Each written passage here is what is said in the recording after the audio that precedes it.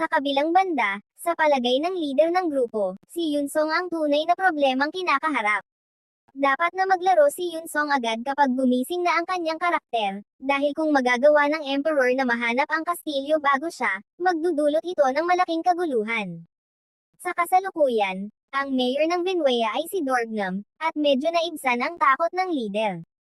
Sapagkat malamang na ipadala ng alkalde na ito ang ilang tropa ng NPC upang suriin ang kastilyo, ngunit kung mismong ang emperador ang pupunta at suriin ang kastilyo, tiyak na gigisingan niya ang nilalang na ito, si Aqualer ang ahas na wyvern. Ang halimaw na ito ay naselyado noon pa ng disipulo ni Tanano. Kung magigising ito ngayon, kahit ang mga pinakamataas na level na manlalaro sa mundo ng idea ay hindi kayang talunin ang halimaw na ito. Ito ay nagdulot ng malamig na takot sa leader ng grupo sa pamamagitan ng pag-iisip ng pinakamalalang senaryo. Pagkatapos ay naalala niya ang isang bagay, dahil sa pag-unlock ni Yunsong sa quest, nararapat ding matanggap ito ng misteryosong babae. Ang klase ng manlalaro na ito ay may kinalaman din kay Tananos at ito ay nasa ranggong alamat. Ang kanilang pangunahing quest ay magkaiba ng paglalarawan ngunit pareho silang dapat magbawal kay Aqualer na magising. Sa kasalukuyan, umaasa at nananalangin ang leader na magtutulungan ng payapa ang dalawang ito para sa kanilang misyon. Samantala, sa kastilyo ng Iron-Blooded Monarch, ang lalaking ito ay nangangatog sa harap ng emperador. Siya'y sobrang takot magsalita dahil maaaring agad siyang paslangin kung siya'y magkakamali. Nagkamali ng salita, iniulat niya na may kakaibang istruktura na lumitaw sa silangan ng Vinya ngunit wala itong interes sa emperador sa bagay na iyon. Sinabi ng lalaking ito na ipararating na lamang niya ito sa alkalde ng Venya pagkatapos nito ay pinatalsik siya ng emperador. Sa kampo ng mga ito, lahat sila ay nagdiriwang. Nagtataka pa rin ang emperador kung bakit lahat ng kanyang mga tauhan ay labis na takot sa kanya. Noong siya ay nasa kanyang kaharian, wala siyang kaluwagan sa kanyang mga kalaban, lahat ay para sa karangalan ng kanyang imperyo at upang magdala ng tagumpay sa kanyang mga tao, ngunit sa ngayon, siya'y kinakatakutan lamang ng lahat at ito'y nagpapalungkot sa kanya. Naisip niyang subukan ang ilang kalokohan, tulad ng subukang maglayas at iwanan ang kanyang trono, ngunit magiging banta ito sa buong imperyo. Ang mga halimaw na level 100 ay hindi rin nagbibigay sa kanya ng kasiyahan na hinahanap niya. Nang mag-isip-isip siya, nahanap niyang tunay na kawili-wili, ang emperador ay magdaraos ng isang paligsahan ng kapangyarihan. Lahat ng mga manlalakbay ay maaaring sumali sa kompetisyong ito, at ang malaking premyo ay isang hiling na bibigyan ng emperador. Anuman ang nais ng nanalo ay maaari nitong hilingin, at dala nito, ang kompetisyon ng kapangyarihan sa imperyo ay ipinaalam sa lahat ng mga manlalaro sa Korean server na maaari silang sumali kung nais nila. Ito ay isang malaking kaganapan na nilikha ng isang makapangyarihang NPC sa loob ng laro. Samantala, bumalik tayo kay Yunsong. Habang pinapanood niya ang kanyang paglaban-laban kay Karak, siya'y naiinip. Naisip niyang gawin ang ibang bagay habang aktibo ang kanyang narcolepsy skill. Nagsagawa siya ng pagsasaliksik sa internet at nagpas siyang dumalo sa mga klase ng kendo sa mga gym. Nagmumula sa ganitong mga workshop, nagsimulang magturo ng mga tao upang mapabuti ang kanilang mga kasanayan sa idea. Naisip ni Yunsong na ito ay tutulong sa kanya na maging mas malakas. Pagkatapos ng ilang panahon, nagrehistro si Yunsong sa isang gym at naghahanap na ng kendo dojo. Pumunta siya sa isang lugar at nakita ang isang marupok na dojo. Binuksan siya ng isang matandang lalaki. Agad napansin ni Yunsong ang mga kalamnan ng matandang ito na talagang napakalakas para sa pakikipaglaban. Inilarawan niya ang sarili at sinabi na nais niyang matuto ng sining ng martial arts. Pinuri ng matandang ito si Yunsong sa magandang kakayahan nitong mag-observe at inanyayahan siyang pumasok sa loob ng dojo. Punong-puno ito ng mga kagamitan, mula sa mga mapurol na armas hanggang sa mga totoong delikadong kagamitan. Mataas din ang kisame para mabigyan sila ng kalayaan na gumalaw at mag-ensayo sa pag-ikot ng mga armas. Agad na napansin ng matandang lalaki na tapos na si Yunsong sa pagmamasid at inanyayahan siya na haburin ang kanyang mga damit. Sinabi ng matandang lalaki na magsimula na sila at suriin ang kanilang mga abilidad. Kinuha ni Yunsong ang isang espada bilang kanyang sandata at sinubukan niyang gamitin at magkaroon ng kaalaman sa paggamit ng espada. Napansin ng matandang lalaki ang kanyang mga kilos at kasanayan, naramdaman niya na tunay ngang may talento si Yunsong sa sining ng martial arts. Nang handa na si Yunsong, agad itong sumalakay. Ginamit ng matandang lalaki ang kanyang sibat at sumalakay kay Yunsong habang nagmamanman sa kanilang distansya. Ngunit ito'y pinalabas lang ni Yunsong. Malinaw na na-impress ang matandang lalaki. Karaniwan sa mga baguhan na bumagsak ang kanilang sandata matapos ang isang atake na gaya nito, ngunit hindi nagpatalo si Yunsong at patuloy pa rin itong sumusubok na mag-atake. Pagkatapos ay tinamaan siya sa kanyang tuhod na nagdulot ng kawalan ng balanse, ginamit ng matandang lalaki ang pagkakataong ito para sumalakay. Ngunit nagawa ni Yunsong na ilipat ang kanyang timbang at pigilan ang kanyang katawan mula sa pagkahulog. Sa parehong oras, ginamit niya ang kanyang espada para sa counter-attack. Bumangon si Yunsong, at ang pangunahing problema niya ay ang kanyang istamina. Bago pa man sila nagsimula ay hinihingal na siya. Natutuwa ang matandang lalaki, sa wakas ay natagpuan na niya ang isang mag-aaral na karapat-dapat turuan. Nagtapos ang kanilang pagsasanay at sinimulan ng matandang lalaki ang pagtatanong kay Yunsong. Ibinahagi ni Yunsong ang kanyang karanasan sa paglalaro ng idea at ang kanyang hangaring mapabuti pa ang kanyang sining sa paggamit ng espada. Sinabi rin niya sa matandang lalaki ang kanyang agresibong estilo. Gusto rin ni Yunsong matutunan ang estilo ng paglalaro ng AI at nais niyang matuto gumamit ng ibang sandata sa kanyang kaliwang kamay. Ipinaliwanag ng matandang lalaki kay Yunsong ang tamang pagkakatayo at pag-atake gamit ang isang dagger sa kanyang kaliwang kamay. Ipinakita rin niya ang mga benepisyo at mga paraan ng atake na magagawa ni Yunsong gamit ang dagger na ito. Dagdag pa, maaari niyang gamitin ang kutsilyo upang umatake mula sa malayong distansya sa pamamagitan ng paghagis nito sa kanyang mga kalaban. Lubos na na-impress si Yunsong at napagtanto niyang ang estilong ito ay angkop sa kanya. Kaya't nagtanong siya sa matandang lalaki na magsimula na ng kanilang pagsasanay ngayong araw. Sa mundo ng idea, si Rin ay nahihirapan na sa paghinga matapos ang walang patid na pakikipaglaban sa parehong mga lobo na pinatay ni Yunsong noong una. Pero ngayon, gamit ang kanyang pangunahing account, siya'y nakakatalo ng mga ito ng madali, bagamat hindi kasing bilis ng kay Yunsong.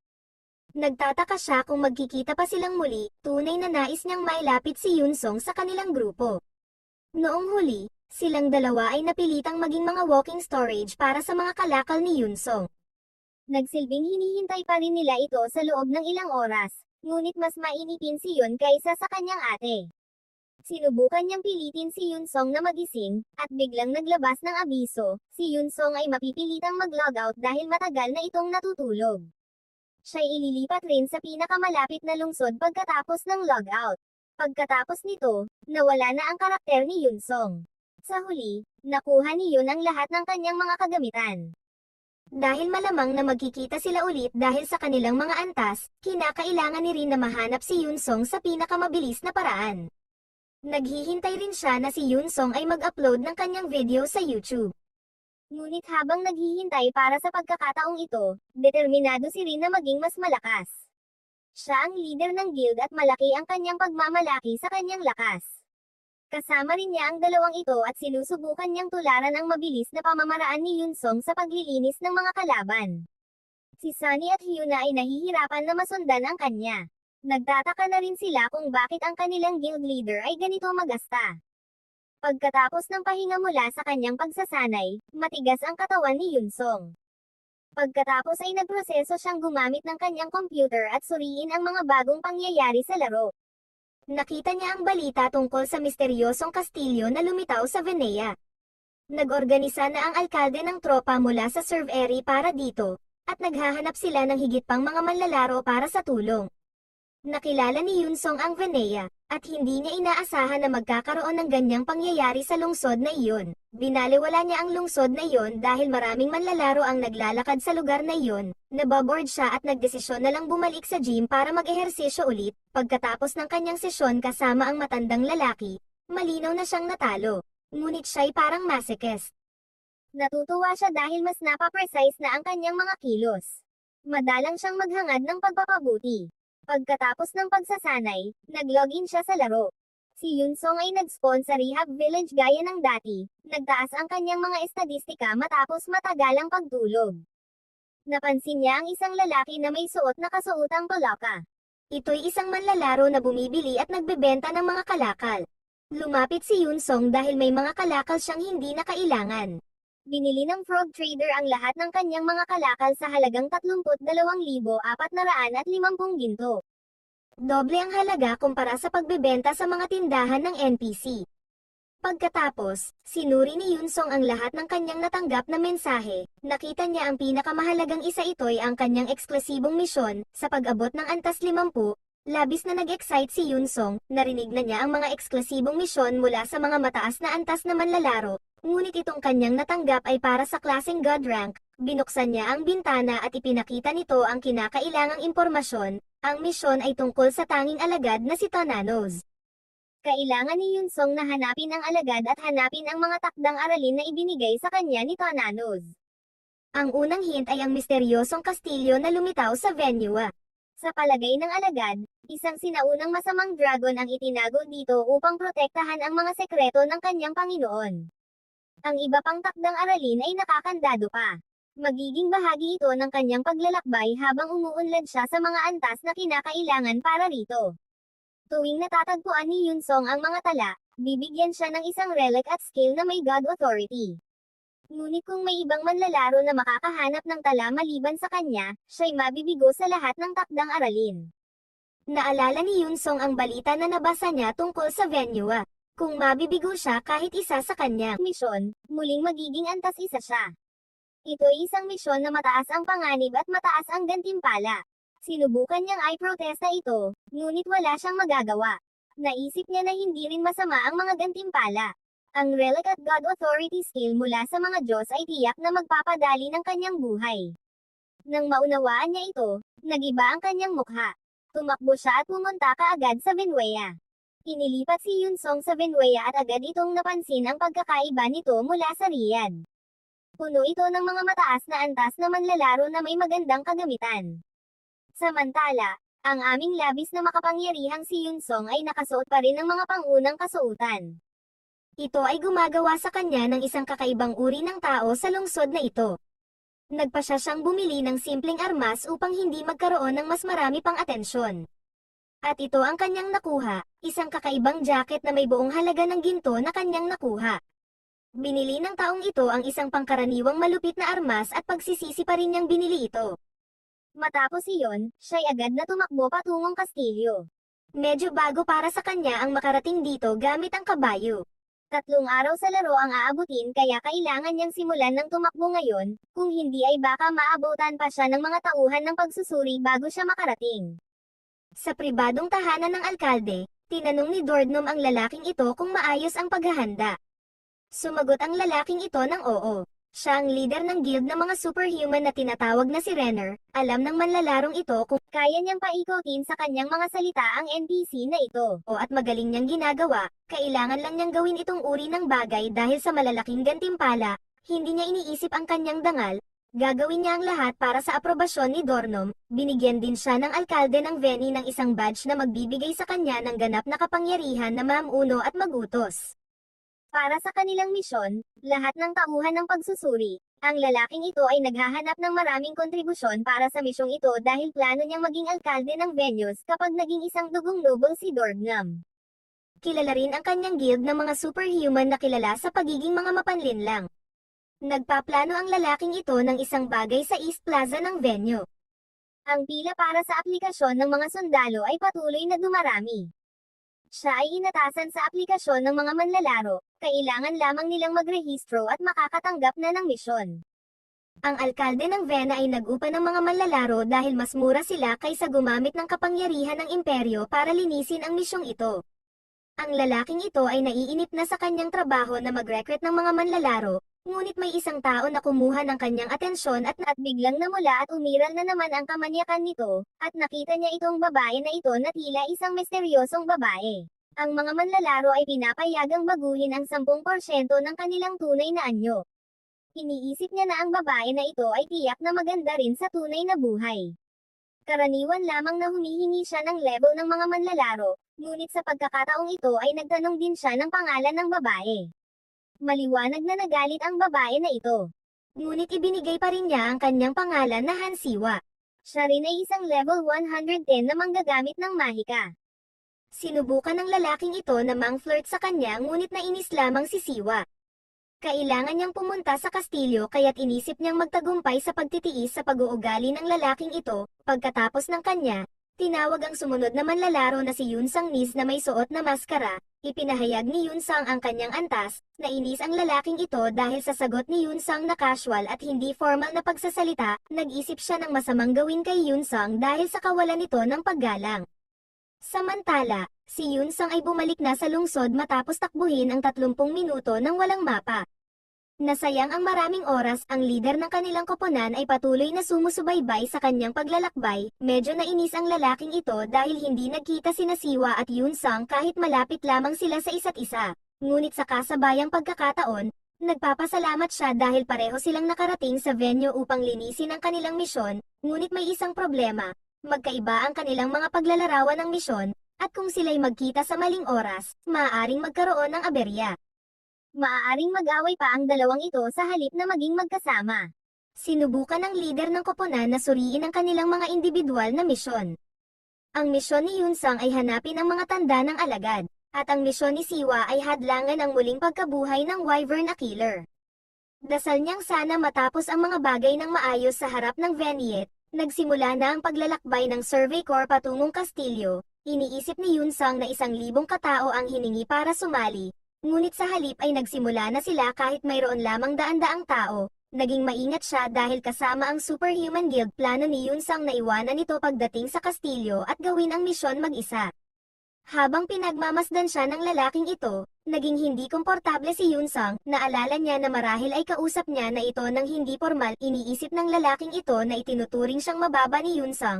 Kaya't plano niyang gumawa ng hakbang pagkatapos ng kanilang pahinga. Pagkatapos ay nakausap siya ni Reiner at sinabihan na magtatago sila at magmarcha papuntang kastilyo ng lihim.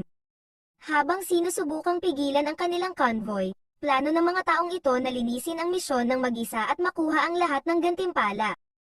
Ang pangalan ng lalaking ito ay Atol, at patuloy pa rin siyang tumitig kay Yun Sang. Alam ni Yun Sang na may masamang plano si Atol, kaya't gagawin niya rin ang kanyang hakbang bago sumiklab ang araw. Iniutos ni Reiner sa kanilang magpahinga ng 3 oras sa totoong oras bago magpatuloy sa kanilang misyon. Ito ay katumbas ng 15 na oras sa laro at ito'y masyadong mahaba. Ito ang nagpatawag sa ibang mga manlalaro na mag-logout at bumalik na lamang kapag sila'y handa na. Habang naghihintay, naisip ni Yun Sang na ito'y tamang oras na iliga si Atol. Lumabas si Yun Sang patungo sa kagubatan at nakita ito ni Atol. Palihim siyang sumunod kay Yun Sang sa kagubatan.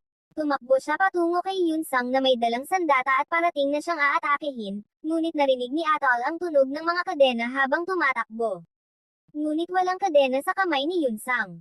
Matapos ang obserbasyong ito, biglang bumagsak ang mga kadena sa katawan ni Atol. Naguluhan rin si Yun Sang sa nangyayari at nakilala niya ang mga kadena. At ang mga kadena ay mga kadena ng mga Reaper, ngunit may kakaibang bagay sa kanila. Si Atol ay tinamaan ng totoong pinsala at hindi siya makagalaw sa loob ng 10 segundo pagkatapos nito namatay si Atol at hindi siya makakapag-login sa loob ng 1 araw. Pagkatapos nito, narinig ni Yun Sang ang isang tao, si Siwa. Tinanong niya si Yun Sang kung maayos siya habang hawak ang malaking sandata ng Reaper. Hindi pa rin makapaniwala si Yun Sang sa nangyari at tahimik na tinitigan ang kanyang magandang mukha. Iniisip ni Yun Sang na ang klase niya ay marahil ay may kaugnayan sa mga Tonanos, matapos gamitin ni Siwa ang isang alingawngaw na skill na eksklusibo para sa kanilang klase. Katiyakan ni Yun Sang na ang babaeng ito ay hindi bababa sa legendaryo. Sinabi ni Siwa kay Yun Sang na dapat silang maghanap ng ligtas na lugar muna. Ngunit tinanggihan ni Yun Sang ang alok na ito. Sinabi niya na hindi niya kailangan ng tulong niya. Sinikap niyang panatilihing distansya kay Siwa dahil hindi pa niya alam kung kaalyado o kalaban siya. Ito ay nag-iwan ng pagkalito kay Siwa. Nagtataka siya kung bakit siya'y naguguluhan. Ito ang unang pagkakataon na tinanggihan siya sa Korean HQ. Galit na galit ang lider ng koponan dahil ito sana'y perpektong pagkakataon upang bumuo ng alyansa, ngunit agad niyang naintindihan ang perspektibo ni Yun Sang. Magkaiba sila ng mga misyon kaya't nag-iingat sila sa isa't isa. Ramdam niya na may masamang pangyayari na malapit nang mangyari sa kampo ng Survey Corps. May nag-anunsyo na sila'y maglalakbay na. Karamihan sa mga manlalaro ay hindi pa bumabalik dahil in-inform sila na 3 oras pa sa totoong buhay bago magpatuloy. Alam na ng mga manlalaro na ang Superhuman Guild ay ganito. Ngunit ito'y patuloy pa ring nakakairita sa kanila. Sinubukan ni Yunsong na obserbahan ng ilan sa mga miyembro ng Superhuman Guild. Iniisip niya kung baka nag-report na si Atoll sa kanyang mga kasamahan sa guild tungkol sa kanyang pagkamatay. At totoo nga, tinawagan niya si Reiner sa tunay na buhay at ibinalita ang lalaking may suot na maskara. Idinagdag pa niya na may isa pang tumulong kay Yunsong. Si Reiner ay agad na nag-login at ipinaalam sa kanyang guild ang tungkol sa manlalaro na pumatay kay Atoll. Pagkatapos ay naghanda sila at nagbigay alam sa ilang grupo. Nakita rin ni Reiner ang lalaking may suot na maskara at sinikap niyang huwag maging halata tungkol dito. Ngayon ay nakatuon na ang kanyang atensyon kay Yunsong. Kaya naman kung nais mong subaybayan ang mga susunod na matitinding bakbakan ay tumutok ka lamang sa ating kwento at e-open mo lang ang iyong notification bell at huwag mo na rin kalimutan na mag-like, comment pagkatapos mong mag-subscribe. やめてください。